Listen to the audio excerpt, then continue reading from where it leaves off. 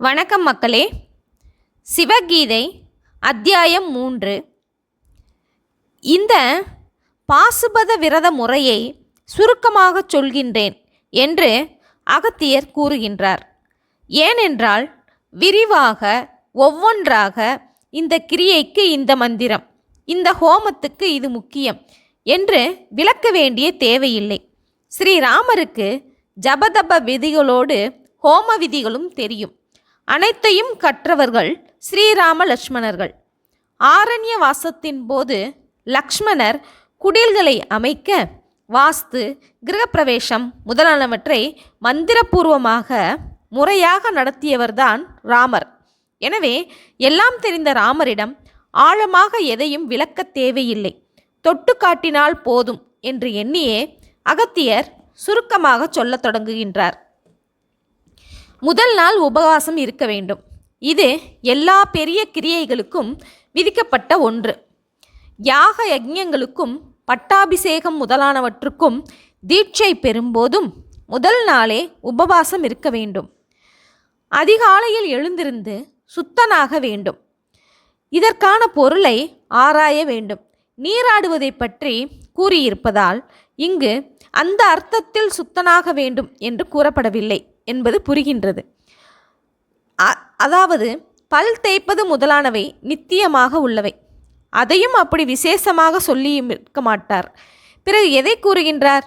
தீட்சை பெறுவதற்கு முன்பு வபனம் செய்து கொள்ள வேண்டும் என்பது விதிமுறை. அதாவது இப்போது நாம் சவரம் செய்து கொள்வதைத்தான் அப்படி கூறியிருக்கின்றார்கள். ரோமமும் நகமும் உயிரோடு இருப்பவையும் உயிர் இல்லாதவையும் ஆகும். இவை வளர்கின்றன. ஆனால் உயிரோடு இருப்பதாக கொண்டால் இவற்றை வெட்டுவதால் வலிப்பதில்லை. எனவே உயிரில்லாதவை என்றும் கொள்ளலாம். இவை நம் உடலிலிருந்து வளர்ந்தவை, ஆனால் உயிரையும் உணர்ச்சியையும் இழந்தவை. ஒரு தீட்சையை ஏற்கும்போது நகங்களை களைய வேண்டும், சவரம் செய்து கொள்ள வேண்டும் என்பவை சாஸ்திரம் விதித்துள்ள முறைகளாகும்.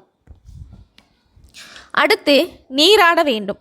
சூரியோதயத்திற்கு முன் நீராடுவது என்னும் நியமம் சான்றோர்கள் அனைவரின் நியமம். இன்றும் விஷயம் தெரிந்தவர்கள் சூரியோதயத்துக்கு முன் நீராடும் வழக்கத்தை விடாமல் கடைபிடித்து வருகின்றார்கள். தீட்சை பெறும் சமயத்தில் நதியில் மூழ்கி நீராட வேண்டும். நீராடுவது என்பது வெறும் உடலை சுத்தப்படுத்துவதற்காக மட்டுமல்ல. தீட்சை, தவம் இரண்டையும் தண்ணீர் அளிக்கும்.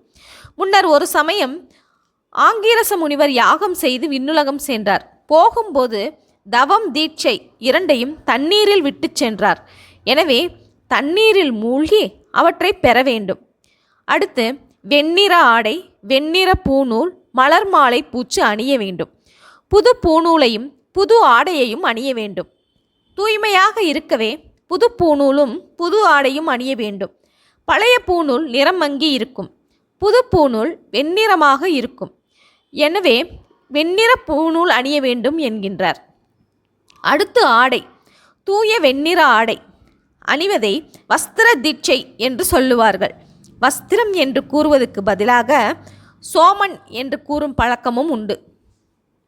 வஸ்திரத்திற்கு சோமன் தான் அதிதேவதை. ஆடை அணிவது சாதாரண விஷயம். இது ஏன் தீட்சை என்று கூறப்படுகின்றது? நூல் வஸ்திரமாவதற்குள் பல தேவர்களின் சாநித்தியத்தை அது பெறுகின்றது. நூல்கண்டில் அக்னி பகவானும், நூல் உலரும்போது வாயு பகவானும், பாவு என்பதில் நூல் அமைக்கப்படும் போது மூலிகைகளும், அதை சலாகையால் அடிக்கும்போது சூரிய பகவானும், நீல இழையில் விஸ்வேஸ்வர தேவர்களும், குறுக்கு இழையில் நட்சத்திரங்களும் வந்து அமர்வர் என்று கூறப்படுகின்றது. எனவே வஸ்திர தீட்சை என்பது அக்னி, வாயு முதலான மேற்சொன்ன அனைத்து தேவர்களும் தீட்சை செய்வதாகும். எனவேதான் எந்த ஒரு நல்ல நாளிலும் பிரமாதமான பண்டிகைகளிலும் புத்தாடை உடுத்துகின்றோம். சற்று யோசித்து பார்த்தால் புத்தாடை அணியும் போது புது பொலிவையும் சுத்தமாக பவித்திரமாக இருப்பது போன்ற உணர்வையும் அடைவது புரியும். இது தேவதா சாநியத்தால் கிடைப்பது. புது வஸ்திரம், புது பூநூல் அணிவதோடு வெண்ணிற மாலை பூச்சணிந்து என்று சொல்லுகின்றார். வெண்ணிற மலர்கள்தான் தேவர்களுக்கு பிரியம். மலர் மாலை அணிந்து என்று சொல்லாமல் மலர் மாலை பூச்சணிந்து என்று சொல்வதன் அர்த்தத்தை பார்க்க வேண்டும். தேவர்கள் வாசனையினால் திருப்தி அடைவார்கள். யட்சர்களும் ராட்சதர்களும் பார்த்து திருப்தி அடைவார்கள். நாகர்கள் சூட்டிக்கொள்வதால் திருப்தி அடைவார்கள். மனிதர்கள் இந்த மூன்றாலும் திருப்தி அடைவார்கள். எனவே தேவர்களுக்கு வாசனைதான் பிடித்தமானது. வாசனை மிக்க மலர்களைத்தான் தெய்வங்களுக்கு சாத்த வேண்டும். மலர்கள் நன்கு மலர்ந்து அதன் வாசனையெல்லாம் போன பிறகு சாத்துவதால் எந்த பலனும் இல்லை. எனவேதான் தேவ பூஜைக்கான மலர்களை புலர்ந்தும் புலராத அதிகாலை போதில் மலர்ந்தும் மலராத நிலையில் கொய்வார்கள். மாலை கட்டுவதற்குள் அவை மலர்ந்து மனம் பரப்ப தொடங்கிவிடும். அம்மாலைகள் தெய்வங்களுக்கு சமரிக்கப்படும். தேவ பிரீத்திக்காக இது போன்ற தருணங்களில் மலர் மாலை அணிய வேண்டும். மலர்கள் மலர்ந்து மாலை காற்றில் அசையும் பொழுது மகரந்த பொடிகள் மார்பில் ஒட்டிக்கொள்ளும். நீராடி வந்த குளிர்ச்சியோடு அதிகாலை காற்றின் ஈரப்பதமும் சேர வெண்ணிற மலர் மாலையின் மகரந்த பொடிகள் மார்பில் ஒட்டும் விதமாக அணிய வேண்டும் என்பதையே இங்கு அகஸ்தியர் குறிப்பிட்டுள்ளார். சங்கல்பம் செய்ய வேண்டும். சங்கல்பம் என்பதற்கு உத்தேசம், விருப்பம் என்று பொருள்.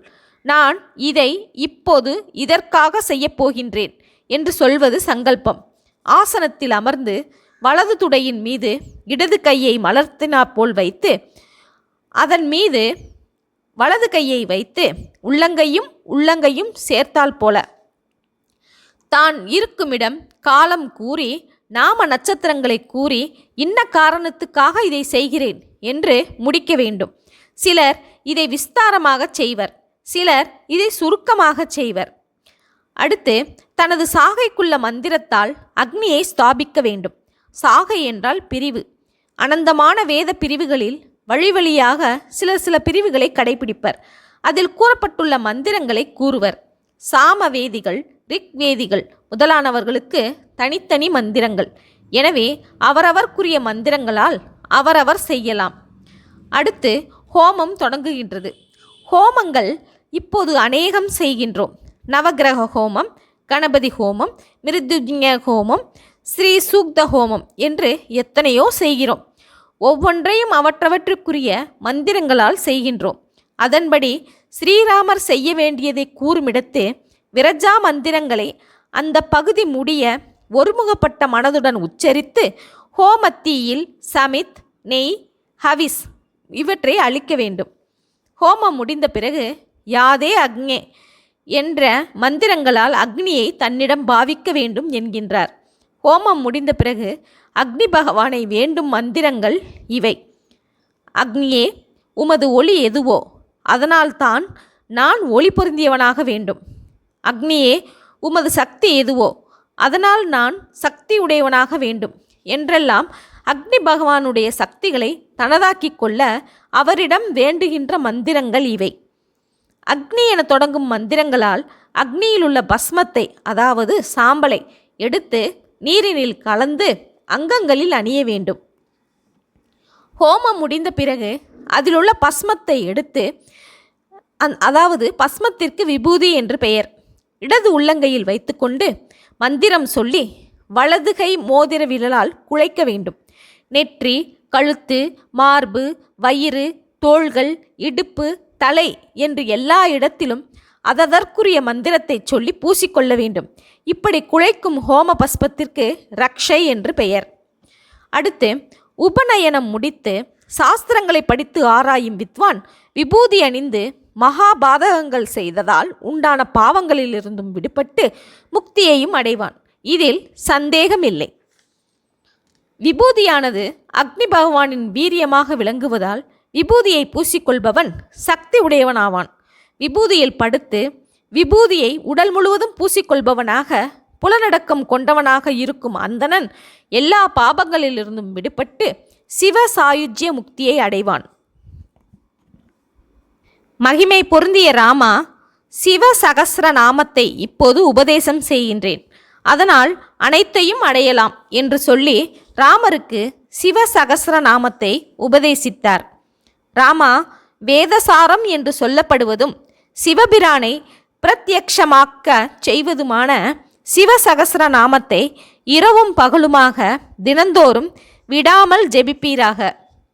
பின்னர் சிவபெருமான் தோன்றி பாசுபதாஸ்திரத்தை கொடுப்பார். அதனால் நீங்கள் எதிரியை கொன்று உங்கள் மனைவியை அடையலாம். அதே அஸ்திரத்தால் கடலையும் வற்றச் செய்யலாம். பிரளய காலத்தில் பார்வதிபதியான சிவபெருமான் அந்த அஸ்திரத்தையே பிரயோகிப்பார். பாசுபதாஸ்திரம் கிடைக்காவிடில் அசுரர்களை வெல்வது அரிது. ஆதலால் அதை பெறுவதற்கு சிவபெருமானை சரணடையுங்கள். அதாவது ஹோமபஸ்பமான விபூதி அக்னி பவனாது வீரியம். அதை விரும்பி உடல் முழுவதும் பூசிக்கொண்டு சிவசகஸ்ர நாமத்தை ஜெபித்து நாள் முழுவதும் சிவபெருமானிடமே மனதை செலுத்தியிருப்பவர்கள் விரும்பிய அனைத்தையும் பெறலாம். ஸ்ரீராமருக்கு இப்போது பிரிந்த மனைவியை அடைய வேண்டும். கௌரவத்தை காப்பாற்றிக் கொள்ள வேண்டும்.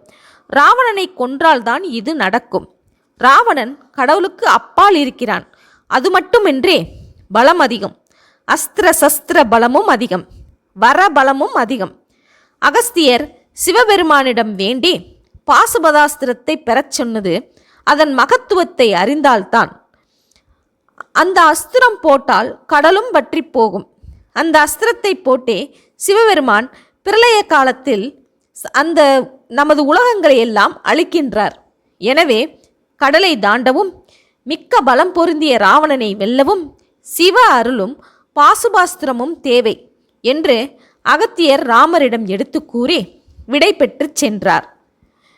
ஓகே மக்களே, சிவகீதையின் 3வது அத்தியாயம் முடிந்து போனது.